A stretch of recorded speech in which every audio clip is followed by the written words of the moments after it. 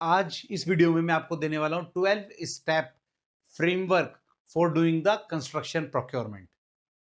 हाय, मेरा नाम है Abhinav Bhardwaj and I am the chair of proud to build construction community, जहां पर हम हेल्प करते हैं स्टेक होल्डर्स की to build the buildings beautifully.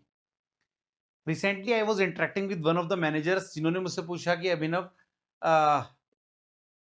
आप जो प्रोसेस बताते हैं उनके स्टेप बाय स्टेप तरीके क्या हैं for the procurement. So I have shown him all the 12 steps which are there in the procurement and I have also told him कि procurement के साथ में एक बिडिंग का सिस्टम भी होता है जो चलना चाहिए। बट इस वीडियो में मैं आपसे बात करने वाला हूं केवल प्रोक्योरमेंट के स्टेप के 12 स्टेप्स में, which makes procurement comprehensive, powerful, impactful to get you the right result. Let's see. The first step is the list of vendor. Right, तो सबसे पहला काम होता है कि जो हमारे प्रोजेक्ट पर हैं उसमें कहां पर कौन कौन वेंडर्स हैं जो काम कर सकते हैं। तो via the architect, via business owner, via the team, via the corporate managers, via everyone whom you know in your friends and family, जब भी आप कोई पैकेज दे रहे होते हैं, get the list of vendors जो उनमें पॉसिबली काम कर सकते हैं।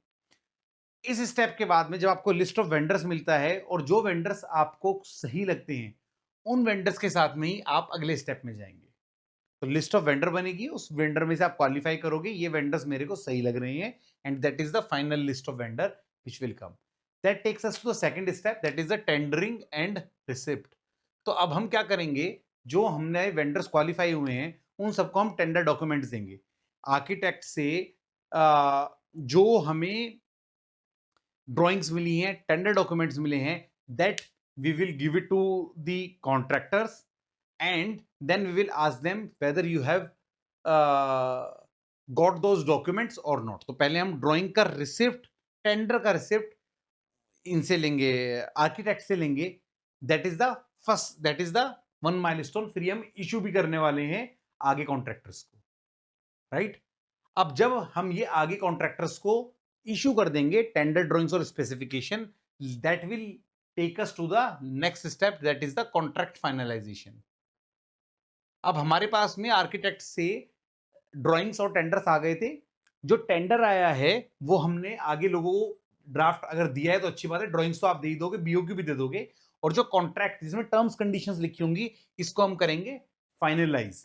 और इसमें कई बार ये नेक्स्ट स्टेप क्यों है, क्योंकि इशू करने के बाद में हमें कई कंडीशंस पता चलती हैं जिनके बारे में जो हमें इनकॉर्पोरेट करनी होती है। So that comes next. And when we are issuing this tendering, it has one important thing जहां पर हम बात करते हैं क्वेरी क्लैरिफिकेशन की, which is the fourth step, the query clarification. Query clarification में हम सब कॉन्ट्रैक्टर्स को जिनको हमने टेंडर डॉक्यूमेंट दिए थे, बीओक्यूज दिए थे, ड्राइंग्स दी थी, अब कॉन्ट्रैक्चुअल एग्रीमेंट हमारा बनता जा रहा है, उनके लिए क्वेरीज जो भी हैं वो सारी क्लैरिफाई करते हैं, आपकी सारी क्वेरीज रिजोल्व हो गई हैं। This is very important step. उसके बाद में हम उनसे डिमांड करते हैं कि आप हमें प्राइसिंग भर कर दो, क्या आपको समझ में आता है, काम हमें करना है। And then we create the first comparative statement, and I have created another video for seeing the comparative statement that you can watch. और ये एक फर्स्ट कंपैरेटिव स्टेटमेंट बनता है जो सभी बिडर्स को एक साथ लेकर के आता है, कौन कहां पर स्टैंड करता है। इस स्टेप में हम निगोशिएशंस प्राइस की नहीं करते, even though this the fifth step. What we do is the technical negotiation. अगला स्टेप होता है इज द टेक्निकल निगोशिएशन, जिसको हम बोलते हैं टेक्निकल क्लोजर। अब हम क्या करते हैं, जो हम काम करने वाले हैं उस काम के अंदर में टेक्निकली क्लोजर हो रहा है कि नहीं, दैट वी इंश्योर कि जो हम आइटम्स बनाने वाले हैं उनका मेक क्या है, ब्रांड ऑफ आइटम्स क्या है। कंपैरेटिव को स्टडी करते हैं, क्वेश्चंस पूछते हैं और सबको सेम पेज पे लेकर के आते हैं कि टेक्निकली सब लोग सेम काम सोच रहे हैं, गैप तो नहीं है। कहीं कोई सोच रहा हो कि मैं तो बस लेबर दे दूंगा, मटेरियल कोई और लेकर के आएगा, कहीं कोई सोच रहा हो मैं इस ब्रांड का मटेरियल यूज करूंगा और मैं दूसरे ब्रांड का करूंगा, कहीं कोई सोच रहा हो टैक्स की इंप्लीकेशन यहाँ पर रहने वाली है, कहीं कोई सोच रहा हो कि वेस्टेज जो होंगी वो मुझे पैसे एक्स्ट्रा मिलने वाले हैं। ऐसे सब फैक्टर्स को देख करके हम डिस्कशन करने वाले होते हैं, और उससे पहले हम टेक्निकल लेवल ये फैक्टर्स कर रहे होते हैं, ज्यादा टेक्निकल फैक्टर्स जिन पर हम डिस्कशंस कर रहे होते हैं, क्या मेक ऑफ मटेरियल है, क्या तरीका होगा जिससे हम काम बनाएंगे, और सबको सेम पेज पर लाते हैं। पहले हमने क्वेरी क्लैरिफिकेशन पर भी सेम पेज पर लाए, एक कंपैरेटिव पे पहुंचे, फिर हम यहां पर डिस्कशन करते हैं, और इस स्टेप में आने के बाद में हमें समझ में आता है कि we have to seek the procurement approval, right. That is the procurement approval. बहुत अजीब सा लगा होगा कि 7th स्टेप पे आके हमें डिस्कशन करते हैं। Yes, this is the time, क्योंकि अब आपको समझ में आता है कि टेक्निकली जो आइटम्स आपके पास में आ रहे हैं उनकी प्राइसिंग लगभग बॉल पार्क फिगर्स क्या आ रही हैं, क्या वो आपके बजट से एक्सीड तो नहीं कर गए। जो आर्किटेक्ट ने कहा था हम इतने में बना देंगे, जो बन के आ रहा है, क्या अगर वो बहुत ज्यादा प्राइस के ऊपर में, then you have to change the element as well. अगर हम लिफ्ट सोच रहे थे, ग्लास की लिफ्ट लगाएंगे, हाई स्पीड्स लिफ्ट होंगी हमारी सारी की सारी, एंड वी रियलाइज उनकी प्राइस बहुत ज्यादा हाई जा रही है, तो मे बी हम एमएस की लिफ्ट में जाएंगे और मेंटेनेंस ऑब्वियसली देखेंगे कैसे उसका रहेगा लाइफ साइकिल कॉस्ट, बट हम आइटम भी चेंज कर देंगे अगर हमारे पास बजट नहीं होगा, बिकॉज प्रोजेक्ट हमें कंप्लीट करना है। That is the time when we seek approval for the procurement, you end up having a right approval. उससे पहले we do not get right information from stakeholders. And proud to build में एक बात मैं बोलता हूं, किसी की कमी निकालने से काम नहीं होगा, काम मिलकर साथ में करने से होगा। Now this is the right time, जब आप उनसे पूछोगे स्टेक होल्डर से, they will give you the right answer, क्या मटेरियल चेंज करना है या पैसों का कुछ एडजस्टमेंट करना है, right. So it is majorly for the price and the quality we seek the approval. Once the ground is ready, अब निगोशिएशन स्टार्ट होगी। कई लोग तो पहले स्टेप से निगोशिएशन स्टार्ट कर देते हैं। After 7th, when we get into the 8th step, that is the commercial negotiation. अब जो कंपैरेटिव बनता है, अब क्योंकि हमें जब अप्रूवल मिल चुका है, अब हम उनके साथ कमर्शियल निगोशिएशन स्टार्ट करते हैं। इस प्राइस को आप इतना कम कर रहे हो, ये ज्यादा है, ये पीछे है, इसको एक्स्ट्रा करो, यहाँ स्कोप में रखो, इसको हटाओ, उनकी प्राइसिंग कितनी है। We do all this negotiation, that is the second negotiation. इसके लिए बहुत अच्छी science I have explained in certain videos. Even I conduct a workshop जिसमें मैं ये सब का फ्रेमवर्क पहले एक्सप्लेन करता हूं, and then there is one workshop that I conduct, हम प्रोजेक्ट के सिस्टम बनवाता हूं। So there also I talk about the various practices of the procurement, किस तरीके से हम लोग बेटर तरीके से काम कर सकते हैं। And also there is a video about the procurement that you can see, जहां पर इन टेक्निक्स की बात करता हूं मैं, how to do this negotiations.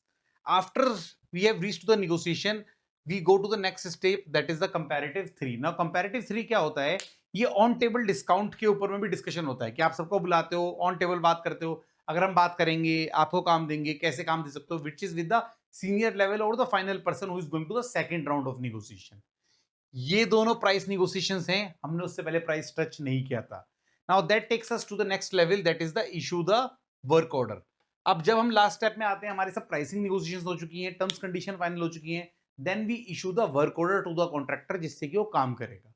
और जब वो काम करता है, उसके बाद भी प्रोक्योरमेंट का काम खत्म नहीं होता, हमने वर्क ऑर्डर दे दिया और काम खत्म। प्रोक्योरमेंट का काम शुरू होता है जब हम उसका मोबिलाइजेशन देखते हैं, क्या उसने साइट पर मोबिलाइजेशन करा या नहीं करा। और मोबिलाइजेशन पर जो भी कंडीशंस हमने डिफाइन करी है, एक कुछ हमें डिफाइन करना चाहिए कि एडवांस देंगे या कुछ चीजें रहेंगी once you have mobilize that much. Once that is done, we have to track that as well कि contractor has been mobilized on the project. खाली एलॉय देके नहीं छोड़ देना चाहिए, वरना वो कम्युनिकेशन गैप आ जाता है। Now, once the mobilization has started, the last thing is the completion of work. अब आप सोच रहे होंगे कंप्लीशन ऑफ वर्क में प्रोक्योरमेंट का काम बहुत इंपॉर्टेंट काम है, बिकॉज आपने जो कॉन्ट्रैक्ट दिया था वो एक टाइम ड्यूरेशन पे था। अगर वो टाइम ड्यूरेशन पे कंप्लीट नहीं हो रहा, एक्सटेंशन हो रहा है, so you are the person who should see this contract and bring clarity, कैसे इसको सॉल्व करें। बिकॉज बायस्ड होके काम नहीं चलता, you have to find a right solution. और कॉन्ट्रैक्टर रेस्पॉन्सिबल है, तो उनको आपको कॉन्ट्रेक्चुअली जो आपने बात करी है वो देनी चाहिए responsibility. And that is the way, that is very important exercise कि जब जब हमारा प्रोजेक्ट कंप्लीशन होता है, हमें उसको ट्रैक करना पड़ता है। और अगर वो नहीं कंप्लीट हो रहा है, तो हमें उसकी नेक्स्ट टारगेट डेट कॉन्ट्रैक्टर्स के साथ में आनी चाहिए, which might come via the project monitoring team, that is okay. But as an procurement we should see कि जो हमारी पूरी लाइफ साइकिल थी प्रोक्योरमेंट की, क्या वो सक्सेसफुली कंप्लीट हुई या नहीं हुई। I hope you have loved this 12 step framework for doing the procurement, and it will help you in establishing procurement systems on your projects in your company in a wonderful manner.